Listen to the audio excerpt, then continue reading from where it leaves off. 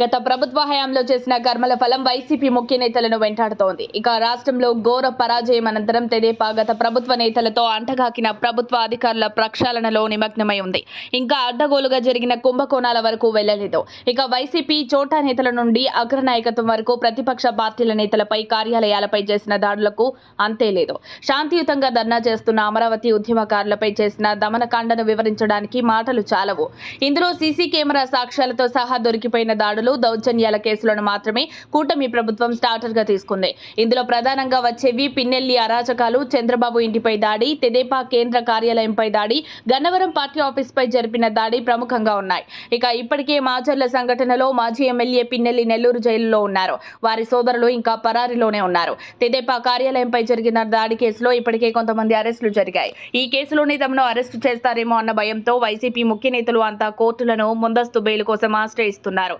ముఖ్యంగా తెదేపా ఆఫీసుపై జరిగిన దాడి కేసులో కీలక నిందితులుగా భావిస్తున్న లేళ్ల అప్పిరెడ్డి, దేవినేని అవినాష్, జోగి రమేష్ వంటి వారు ముందస్తు బెయిల్ పిటిషన్లు వేశారు. ఇప్పుడు తాజా మాజీ ఎమ్మెల్యే ఆళ్ల రామకృష్ణారెడ్డితో పాటు సజ్జల రామకృష్ణారెడ్డి కూడా ముందస్తు బెయిల్ కోసం హైకోర్టును ఆశ్రయించడం విశేషం.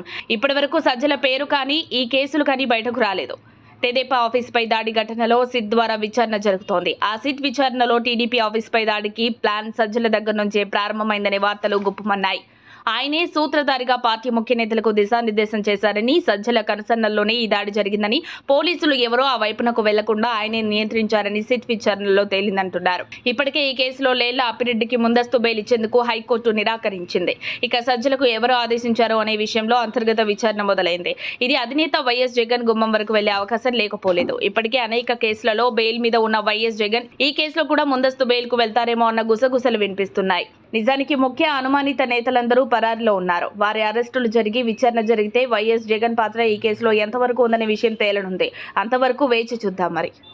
మరిన్ని అప్డేట్స్ కోసం మా కాయ్ టీవీని సబ్స్క్రైబ్ చేసుకోండి. మా వీడియో కనుక మీకు నచ్చినట్లయితే లైక్ చేయండి, షేర్ చేయండి. మీ విలువైన అభిప్రాయాలను కామెంట్ బాక్స్లో తెలియజేయండి.